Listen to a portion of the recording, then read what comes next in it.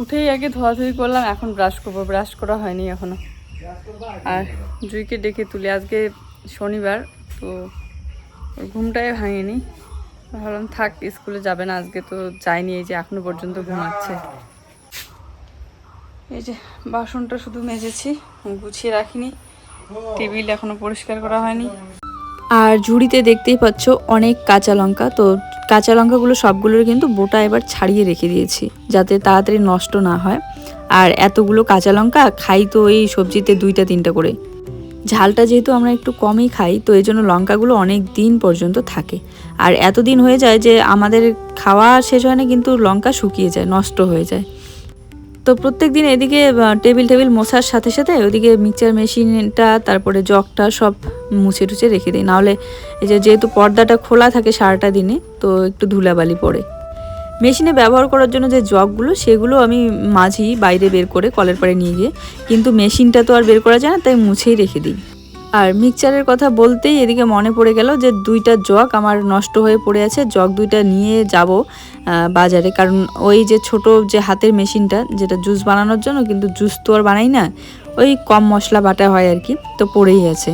আর কত সুন্দর মশলা বাটা হয় ওটাতে।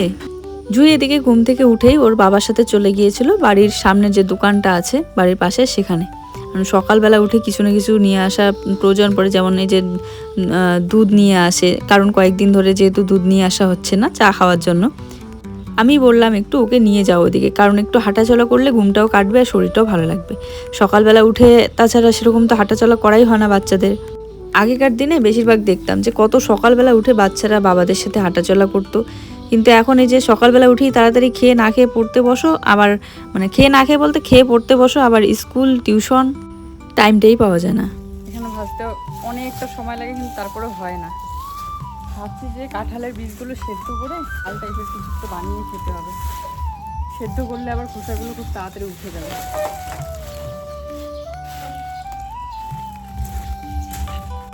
হ্যাঁ, এখন কাঁঠালের থেকে কাঁঠালের বীজের বেশি দাম, যেটা মানে শহরে তো পাওয়াই যায় না, হয়তো বেশিরভাগ বিক্রি হয় বাজারে, কিন্তু আমাদের এখানে কাঁঠালের বীজটা খুব কমে বিক্রি হয়, যেখানে সেখানে পাওয়া যায়, কারণ কাঁঠালটা সবার বাড়িতেই কম বেশি কিন্তু থাকে। যে কোনো ঘন্ট সবজিতে যেমন ঝিঙা, আলু, পটল সব কিছুর সাথে যদি একটু কয়েকটা কাঁঠালের বীজ কেটে দেওয়া যায়, তাহলে রান্না হওয়ার পর দারুণ লাগে খেতে। চুলটা ওই যে স্মুথনিং করলাম, আর তো স্পা করা হয় না, একবারই শুধু করেছিলাম, একবার কি 2বার মনে হয় করেছিলাম, এতটা মনে নেই, যেহেতু অনেক দিন হয়ে গেল। আমি নিজের থেকে স্পা করি না আর করবো না ভাবছি, কারণ এমনিতেই আমার চুলটা অনেকটা যেহেতু পেকে গিয়েছে, তাই ভয়ই লাগে। আবার স্পা করালে নাকি মেশিনের মধ্যে মাথাটা দিয়ে একটু ভাপ দিতে হয়, মানে হিট দিতে হয়, তো ওইটাতে আরও বেশি ভয় লাগে, তাই ছেড়েই দিয়েছি। আর এমনিতেও শ্যাম্পু করলে আমার চুলটা অনেকটা সিল্কি হয়। মাঝে মধ্যে এমন একটা সময় আসে যে খুব চুল পড়ে, চুল মানে ওঠার জন্যই তখন কি করি, চুলটা কেটে একদম ছোট করে ফেলি। আবার ইদানিং অনেকটা বড় হয়েছে চুলটা, এই যে কিছুদিন আগে একদম ঘাড় পর্যন্ত করেছিলাম, এতটা ছোট করার পর এমনিতে হ্যাঁ অনেকটা সুবিধা হয় যে চুল পড়াটা একটু কমে যায়, কিন্তু তখন এই যে চুলটা বেঁধে রাখা যায় না, গরমের দিনে খুব অসুবিধা হয়, তাই এখন আর কাটবো না। তো এই যে সকালবেলা আমাদের জন্য 1 কাপ করে চা বানিয়ে নিই, আর তার সাথে জুইয়ের জন্য একটু দুধ রেখে দেবো, ওই প্যাকেটের দুধগুলো গরম করে একটু হরলিক্স দিয়ে গুলিয়ে দেবো। আর বাদামটা তো আছেই, বাদাম দেবো একটু করে, হয়তো বাদামটা ভিজিয়ে রাখতে হয় রাতের বেলায়। তবে এই যে সকালবেলা চা খাওয়া হতে না হতেই দুপুরবেলার জন্য চিন্তা শুরু হয়ে যায় যে আজ দুপুরবেলা কী রান্না হবে, তো সেটাই ভাবছিলাম আর এদিকে কাজগুলো করছিলাম। তাতেই ওদিকে দেখি যে বাবা বরবটি পাঠিয়ে দিয়েছে। আর সেদিন যখন গেলাম বাবাদের বাড়িতে, তো সন্ধ্যার দিকে গিয়েছিলাম, মানে রাতেই হয়ে গিয়েছিল, অন্ধকার হয়েছে, তাই সবজি নিয়ে আসতে বলছিল মা, কিন্তু বললো যে একটু আগে আসলে আরও তুলে দিত। সবজি তোলা ছিল, কিন্তু আমি বললাম যে থাক, এগুলো তোমাদের জন্য তোলা হয়েছে খাওয়ার জন্য রাতে, তো অন্যদিন পাঠিয়ে দিও। মাঝে মধ্যেই প্রায় দিনে দেখো তোমরা পাঠিয়ে দেয়, বাজারে ওদিকে নিয়ে আসে সবজি, তো ওদিক দিয়ে আমরা যদি নাও থাকি কারো না কারো দেখা হলে পাঠিয়ে দেয়। তো দুপুরবেলা বরবটি ভাজা তো হবেই, যেহেতু পাঠিয়ে দিল, আর টাটকা তাজা একদম, সাথে সাথে ভাজা করাটাই ভালো, একদিন রাখলেও সেটার স্বাদটা অন্যরকম হয়, আর যেদিন গাছ থেকে তোলা হয় সেদিনেরটা আরো মানে আলাদা রকম লাগে। খাবার রেডি, বিস্কিট দিয়ে চা খেয়ে নিই, আর জুইয়ের জন্য এখানে দুধ আর হরলিক্স গুলিয়ে নিই। চা পড়াশোনা করবো আবার কি করে, স্কুলের টাইম আছে এখনো। বিস্কিটের বয়ামটা নাও। আসো। এতদিন পর আজকে একটু আগে ভয়েস দিতে বসলাম, কারণ জানি যে আকাশ খারাপ আজকে, যেহেতু একদম মেঘলা আকাশ আর প্রচণ্ড বৃষ্টি হচ্ছিল, তো কারেন্টের খুব ডিস্টার্ব দেয়। তো এই জন্য যেদিন করে কারেন্টের ডিস্টার্ব দিবে সেদিন করে কোনো উপায় নেই, সব কাজ ফেলে রেখে আমাকে আগে ভিডিওটাই মানে এডিট করে দিতে হবে। প্রফেশনাল যে কোনো কাজ থেকে যদি একটুখানি অন্যমনস্ক হওয়া যায় তাহলে কিন্তু সেই কাজটাতে মন বসাতে একটু সময় লাগে, মনটাই কেমন যেন বসতে চায় না। কিন্তু ঠিক করলাম কি লাভ তাতে, আমারই তো লস, তাই না? তারপরে ভাবলাম যে সব কিছু এদিক থেকে সেদিক হয়ে যাক, এলোমেলো হয়ে যাক, কিন্তু আমাকে আমার কাজে মন দিতেই হবে। এবার থেকে পুরো দুনিয়ার অর্ধেক মানুষও যদি আমার পিছনে পড়ে থাকে, কিন্তু তবুও আর আমি কোনো দিকে কান দেব না, কোনো দিকে মন দেব না, কোনো দিকে ধ্যান দেব না। শুধুমাত্র আমার লক্ষ্য থাকবে আমার কাজ। সে শুধুমাত্র ভিডিও করা কাজ না, আরও অনেক কিছু চিন্তা ভাবনা আছে, সেগুলোও করব ধীরে ধীরে। আমার প্রত্যেকটা ইচ্ছে পূরণ করার চেষ্টায় থাকবো, আমার প্রত্যেকটা স্বপ্ন পূরণ করার চেষ্টায় থাকবো। আমার স্বপ্নগুলোর দিকে ছুটলে তবেই কিন্তু আমি আরও বেশি করে ভালো থাকতে পারবো। হ্যাঁ,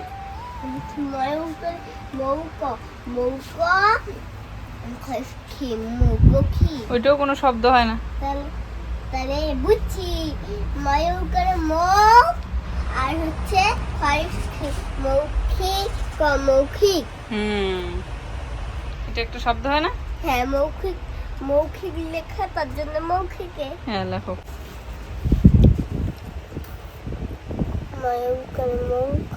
এই কার্ডটা তো সুন্দর হয় নাই।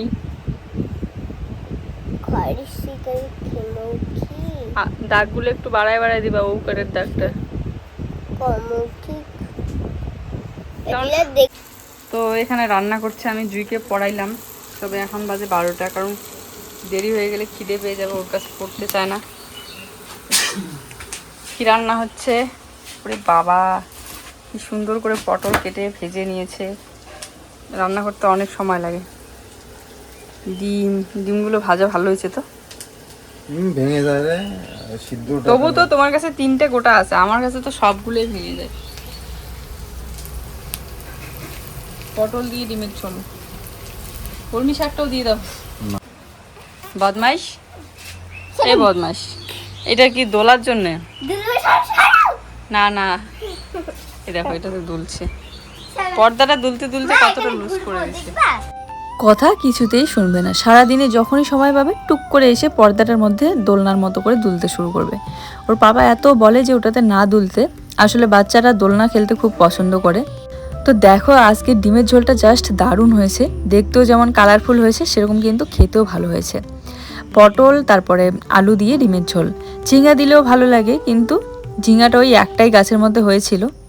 আর পটলগুলো যেহেতু আছে আর কয়েকটা, তো খেয়েই শেষ করতে হবে, না হলে নষ্ট হয়ে যায়, নষ্ট করতেও ভালো লাগে না। আর পটল তো জানোই খুব তাড়াতাড়ি পেকে যায়। ইদানিং দেখতেছি ঝোল বানালেও ভালো লাগে, আবার ভাজা করলেও ভালো লাগে, সব কিছুতেই পটলটা কিন্তু ভালো লাগে। আর এখানে দেখো বরবটিগুলো আমি ভাবলাম ওকে কেটে দিয়ে তারপরে যাই স্নান করতে, ও বলছে যে ভাজা করবে, তো তারপরে এসে জুইকে খাইয়ে দিতে হবে। এতদিন চপিং বোর্ডটাতে কাটতাম না, কিন্তু এখন এই যে কাটার পর বুঝতে পারি যে কত তাড়াতাড়ি সবজিগুলো কাটা হয়ে যায়। আর এমনি হাতে কাটলে সময়ও একটু লাগে, আর তাছাড়া কাঠারিটা এখন এতটাই ধার হয়েছে যে হাতের আঙ্গুলটা একটু কেটে কেটে যায়। এবার কিন্তু বরবটি অনেক খাওয়া হয়ে গেল, কারণ যখন চারা গাছ লাগিয়েছিলাম সেই তখন থেকে খাওয়া শুরু করে দিয়েছি। আমার বরবটি গাছের বরবটি প্রায় দিনই খেতাম, কিন্তু এখন আবার এই যে বাবা পাঠিয়ে দেয়, বাবাদেরগুলো এখন অনেক বড় বড় হয়েছে।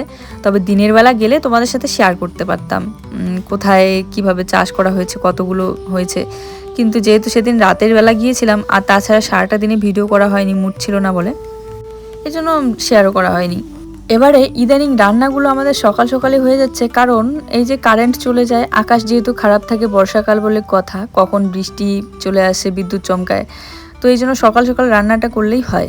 আর না হলে কারেন্ট চলে গেলে আবার সমস্যা, তখন উনুন ধরাতে হবে, আর বৃষ্টির দিনে খড়ি ঠড়িও মানে স্যাঁতস্যাঁতে টাইপের হয়ে থাকে, আর আমাদের উনুন ধরাতেও সময় লাগে, যেহেতু পাটকাঠি নেই, একটু জ্বালাই হয়।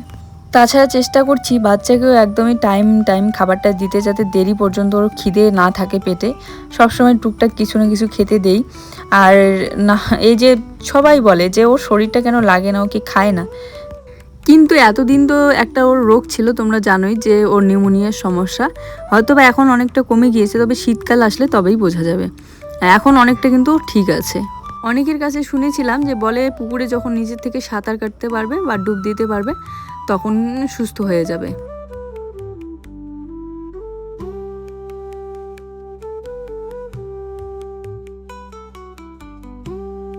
তাই এখন কিন্তু যেদিন করে খুব বেশি গরম পড়ে সেদিন কিন্তু ওর বাবা ওকে নিয়ে ওই নদীতে যায় স্নান করতে, ওকে একটু করে নিজের থেকে ডুব দেওয়া শেখাচ্ছে, আর এখন অনেকটা ঠিকও হচ্ছে। আগে তো তোমরা দেখেছো যে গরমের দিন করেও ও খুব অসুস্থ হতো।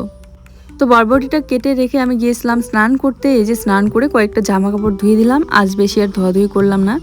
আর নতুন ঘরের মাঝখানে মাটিটা কেটে রাখলে হয়তো বৃষ্টিতে বসে যেত, কিন্তু এই বর্ষাকালে মাটিটা আর কাটা হলো না। আর দেখো মাঝখানের একটু জায়গায় গর্ত, যেখানে যেখানে সেখানে জল জমে থাকে বলে কতটা শ্যাওলা পড়ে গিয়েছে। তবে হ্যাঁ, যখন ঢালাইয়ের কাজ হয়েছিল, ঢালাইটা করাতে মাঝখানগুলো এতটা শক্ত হয়েছে, শুকিয়ে গিয়ে সিমেন্টগুলো। একদিক দিয়ে ভালো হয় যে হাঁটাচলা বৃষ্টি হলেও মানে কাদাটা হয় না, নাহলে এতটা কাদামাটি হতো এই ঢালাইটার জন্য শক্ত হয়েছে বলে। হ্যাঁ, তুমি জানো না বীজ খাইলে গাছ বেরোয়? আমি তো বিস্কুট খাই নাই, কামড়াইলে চিতে লাগে। বীজ বানান করো তো দেখি।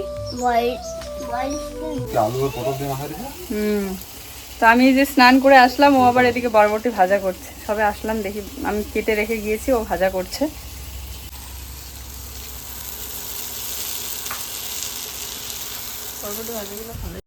খাওয়ার পাতে এক টুকরা কাঁচা পেঁয়াজ আর একটা কাঁচা লঙ্কা থাকলে খাওয়া দাওয়াটা ভালো লাগে। এই যে খাইতে বসলাম, এখানে 2টা ডিম নিয়েছি, একটা জুয়ের জন্য একটা আমার জন্য, আর তার সাথে বরবটি ভাজা। ব্যাস, এই হচ্ছে আমাদের দুপুরবেলা খাওয়া দাওয়া। Good evening. এই যে সবে ভিডিওটা দিয়ে বাসনপত্র মেজে ধুয়ে নিয়ে আসলাম, জল নিয়ে আসলাম, হাত মুখ ধুয়ে ফ্রেশ হয়ে নাইটিটা একটু চেঞ্জ করে নিলাম। এখন একটু সন্ধ্যা দিয়ে যাব একটু সামনের দিকে হাঁটাচলা করতে। আর জুইয়ের বাবা গেল, এই যে সামনের দিকে হাঁটাচলা করছে। অন্ধকার হয়ে এসেছে, বাইরেটা দেখতেই পাচ্ছ, হচ্ছে অন্ধকার। জামা কাপড়গুলো এখনও ঢুকানো হয়নি, এখন আর ভাঁজ করব না, একবারে পরে যখন সময় পাবো তখন। আবার জুইকে পড়াতে হবে, ওর সন্ধ্যাবেলার জন্য খাবার রেডি করতে হবে।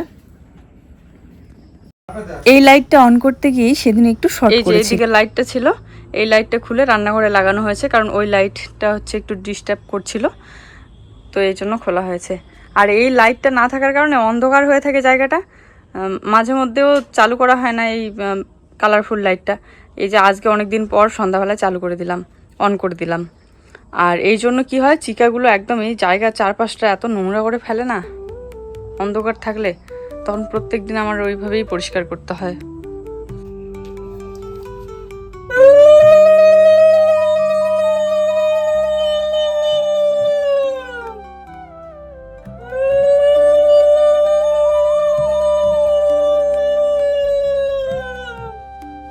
খুব বায়না করছে, তাই আজকেও একটা ডিম ফাটিয়ে দিয়ে এখানে পেঁয়াজ আর কাঁচা লঙ্কা দিয়েছি, আর একটু আটা 1.5 চামচের মতো দিয়ে গুলিয়ে নিয়েছি। হালকা একদম সামান্য তেলে ভেজে নেব।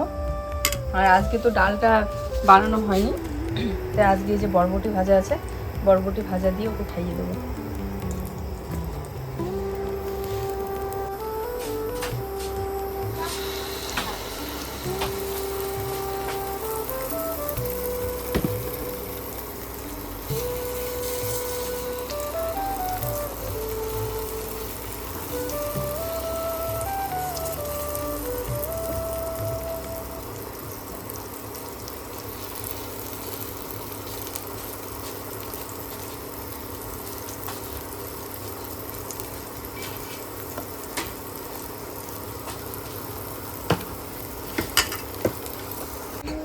কালকের ডিম ভাজিটা কি তোমার সেই ভালো লাগছিল? ডিম আজকে যদি ডাল থাকতো তাহলে ভালো হইতো। তাহলে ভালো হইতো, কিন্তু আজকে তো ডাল বানাইনি, আজকে এই যে বরবটি দিয়ে খাবা। যাও ঘরে গিয়ে বসো। আজকে যে ডাল আনতে বললাম, যখন যেখানে ডাল আছে সেখানে আনতে বললাম, সকালবেলা রান্না করে কেন? ডাল তো আছে ঘরে, বানাইনি। বানা ডাল প্রতিদিন খায় মানুষ। এমনি আমার খেতে ভালো লাগে। যাও যাও, এরকম করো না। এই যে শুনছো কাহিনী, যে ডালটা ওর এত পছন্দ যে প্রত্যেক দিন দিলেও ওর নাকি ভালো লাগে, দুপুরবেলা খেলেও সন্ধ্যাবেলা আবার খেতে পছন্দ করে। তো প্রথমের গোলা রুটিটা ভেজে নেওয়ার জন্য একটু তেল পড়লেও কিন্তু পরেরটাতে একদমই তেল দেওয়া হয়নি, সামান্য একটু শুধু। তো কম তেলেই এই যে সুন্দর একটা খাবার সন্ধ্যাবেলা। চলো আজকের ভিডিওটা এই পর্যন্তই। সবাই ভালো থেকো, সুস্থ থেকো, সবার জন্য রইল অনেক ভালোবাসা। দেখা হচ্ছে নতুন একটি সুন্দর ভিডিওর সাথে। আর কাঁচা পেঁয়াজটা থাকলে একটু খেতে ভালো লাগে, তো এই জন্য একটুখানি কাঁচা পেঁয়াজ কেটে নিয়েছি। জুই কিন্তু এটা অনেক আনন্দ সহকারে অনেক স্বাদ নিয়ে খেলো। ডিমটা দেওয়াতে বিশেষ করে বেশি ভালো লাগে। টাটা, শুভরাত্রি সবাইকে।